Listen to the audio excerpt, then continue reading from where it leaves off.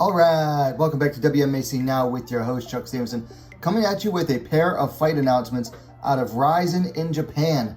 So Rizin, the big stage Japanese MMA promotion, has announced their next event, Rizin 36, is going to take place on July 2nd, and they're going back to the island of Okinawa. Last year's Okinawa event was a lot of fun, had some good matchups, not like super high level like we'd see from most from like other Rizin events, but the fights were really good. They were matched up well, they were fun, they were entertaining, they really delivered. And so Rizin's going back to Okinawa again this summer, and they've booked a pair of really fun, exciting bouts. So let's get into it. So first up, we have a super atomweight 108 pound / 49 kilogram bout between Mizuki, Nisei Oshiro, and Moeri, Suda. I like this bout. Both are young, very young in the case of Suda fighters. Both are very scrappy. Both love to be aggressive and bring the action. Really looking forward to this one. Let's go ahead and take a look at the stats here. Nisei comes in at 4-5. Suda comes in at 5-3. Now both ladies are coming in off of a loss. Nisei to Yamamoto via armbar 2 months ago in Deep Jewels. Moeri Suda just fought 3 weeks ago from the time of this recording, losing in a atomweight title bout. She was the challenger to the champ Saori Oshima via armbar as well. So both are coming in here looking to get a win. Now look at the age difference here. 9 years, 26 years for Nisei. Suda is still in high school. She's just shy of 18 years of age. And Suda will be the taller fighter of the two. She's 5 feet 2 inches, 157 centimeters tall, to Nisei's 4 foot 11 inches, 151 centimeters tall. Nisei's really small. She actually belongs more at the microweight division down here in Deep Jewels. So why is someone with a losing record on this card? Well, here's why, and I mentioned this last year when Rizin signed up Nisei to fight in Okinawa. She's from there. Like, she's from the island of Okinawa, and she actually appears in footage used by like their tourist division. Her dad is a fisherman, and if you know anything, if you've ever been to an island, guess what? Big islands, a lot of their industry revolves around fishing. Her dad's a fisherman, and you know, she's on social media posting pictures of catching fish with her dad, and the Okinawa Tourism Board has actually used some of that to promote, you know, tourism for the island. So this is a welcome home for Nisei, and she actually won her bout against Arakoga there last year via split decision. So they're bringing her back in. You know, this is a bit of a local pop. This is a bit of fan service for the local Okinawan thing. Suda, she's young. She doesn't have the best record yet. She's only 5-3, but she is fun as heck to watch, and she has improved a lot in a short time. She went 0-2 to start her career. Served up 5 straight wins, most of them by submission. Called her shot, fought for the title at the next to last Deep Jewels event, and came up short. But guess what? She's only 17. She's got plenty of time. This is going to be a really fun fight. Suda likes to grapple. She's very grapple heavy. Nisei, her style, the best way I can describe it is that she's a scrapper. She loves to come forward. She loves to throw the hands, and she's an entertaining fighter as well. Like, if she knows she's down, she's not like one of those fighters who's gonna, you know, just start doing whatever it takes to win. No, she's gonna start scrapping. She's gonna start inviting her opponent forward. She's gonna start making the fight fun. That's what she does best, and that's another reason why Rizin has brought her in. So this should be a very fun fight. Now the feature ladies bout on this card, though, is going to be up on the main card when the Fighting Queen Bee, Miyuu Yamamoto, takes on the current Deep Jewels Atomweight champ, Saori Oshima. This is also at the Rizin Super Atomweight division, which is 49 kilograms, 108 pounds. And this is a battle of wrestling versus judo. Classic ground style matchup. Should be very fun.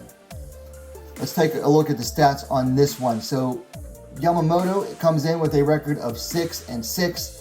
Oshima comes in with a record of 8-3, and all of those bouts are within the last 2 years, which is very interesting. Now, Yamamoto has lost her last two. She fought for the title, lost to Ayaka Masaki a year and a half ago, and then she lost in a rematch with Reina Kubota via ground and pound 6 months ago. Oshima is coming in off of the successful title defense over Moeri Suda just a little over 3 weeks ago. So Oshima has the momentum coming into this bout.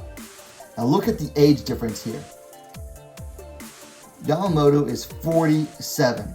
Definitely does not look 47 years old. Oshima is 27 years old. You've got someone fighting someone who literally could be her mom. So big age difference here. And then you look at the height difference as well. Oshima's on the small side. She's 4 feet 11 inches, 149 centimeters. To Yamamoto's 5 feet 1 inch, 156 centimeters. Oshima's another fighter. She actually belongs at microweight, but she's just that good at atomweight as well. So like I said, this is a battle of wrestling versus judo. You've got Miyuu Yamamoto, who is she was a world-class wrestler well into her 30s, and I think even into her early 40s, she was still competing, internationally in amateur wrestling. Oshima has been doing judo since she was 6 years old. So basically been doing judo for 21 years old, or 21 years, I should say. And even did it in college. I believe that's what she went to school for, was judo. It's something you can do in Japan, is major in judo. So both are very high-level competitors. I will say one big difference is that for Yamamoto, that's all she does is train to fight. Whereas Oshima, she has very young twins. I mean, Yamamoto is a mom too, but her kids are older. Whereas Oshima, she has very young twins, and she gets to train like maybe 2 days a week, something like that, 2, maybe 3 days a week. And I'm honestly surprised she took this bout, because after her last title defense, she said she was unsure about her future. And it basically comes down to her husband still competes in judo, and he literally gets paid to compete in judo by the company he works for. And ever since she started fighting, he hasn't been doing as good. And her big promise was that she was going to, be the homemaker and support his career. And now he's not doing as good, whereas she's doing better. So I'm not going to get too deep into that, but I already got deep enough. But I was really surprised that Oshima took this bout. I guess maybe the money was too much to resist. Who knows? But yeah, I'm really looking forward to this. Big thing here, and this really favors Oshima, is that Yamamoto has been notoriously,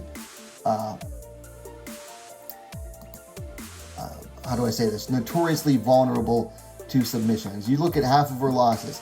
Her first 2 fights were losses via submission. Her 4th fight was a loss via submission. And then one of her 2 recent losses was to Ayaka Masaki. She lost via submission. Almost all of them are armbar submissions as well. So, or no, that one was a leg scissor choke. Was her last one to Hamasaki. So she's very vulnerable to submissions, and that is Oshima's specialty. I mean, Yamamoto likes to get on top, land some ground and pound, whereas Oshima, she doesn't mind being on bottom because she is going to be active from bottom. She throws up kicks, and she starts setting up those submissions.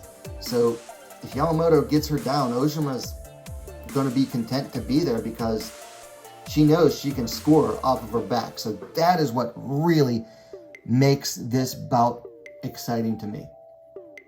And I'm not sure who to pick here. I mean, you kind of want to favor the youth of Oshima plus the submission threat, But Yamamoto, she's not really slowing down for 47. She's just basically a genetic specimen. And she's still very strong, and she's going to have the size advantage. So who knows? Got a little over a month until the fight. Really looking forward to this one. So there you have it. Rizin 36 goes down July 2nd from Okinawa in Japan. Got two super atomweight bouts. Nisei versus Suda and Yamamoto versus Oshima. Let me know your thoughts on the bouts in the comments down below. If you liked the video, please give it a like, share it as well. And while you're at it, don't forget to subscribe to Wmma Now, the best, most complete women's mixed martial arts dedicated platform on YouTube. Thanks for watching. We'll see you next time.